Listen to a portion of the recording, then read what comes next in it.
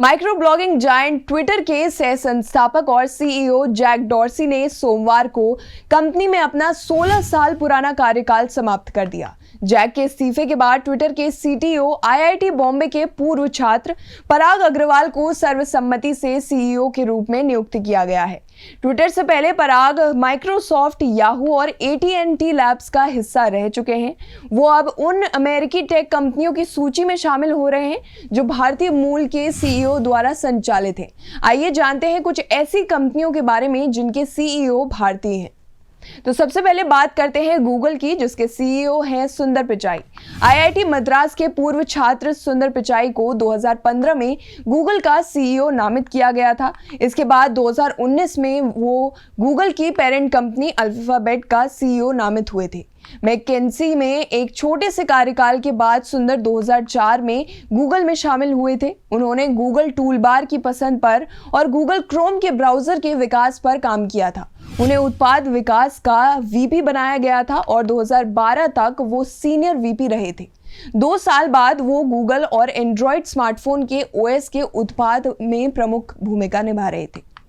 दूसरे नंबर पर आते हैं सत्या नडेला, जो माइक्रोसॉफ्ट के सीईओ हैं। सत्यनारायण नडेला को 2014 में माइक्रोसॉफ्ट के सीईओ के रूप में नामित किया गया था। सत्या नडेला 1992 से माइक्रोसॉफ्ट का हिस्सा हैं। सत्या ने माइक्रोसॉफ्ट में प्रमुख परियोजनाओं का नेतृत्व किया था, जिसके कारण कंपनी क्लाउड कंप्यूटिंग में आगे बढ़ पाई और दुनिया के सबसे बड़े क्लाउड इंफ्रास्ट्रक्चर में से एक का चयन कर पाई।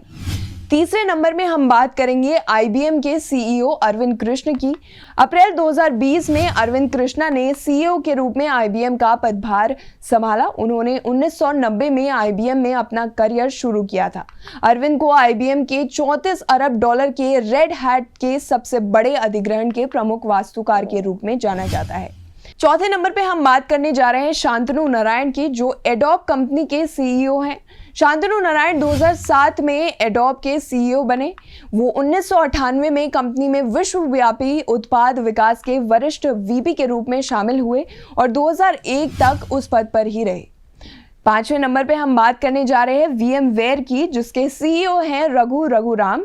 अप्रैल 2021 में रघु रघुराम को वीएमवेयर के सीईओ के रूप में नामित किया गया था।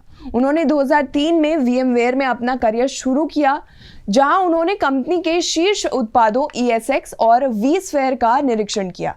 उन्होंने कार्यकारी वीपी और जीएम के रूप में वीएमवेयर के सॉफ्टवेयर का नेतृत्व किया था।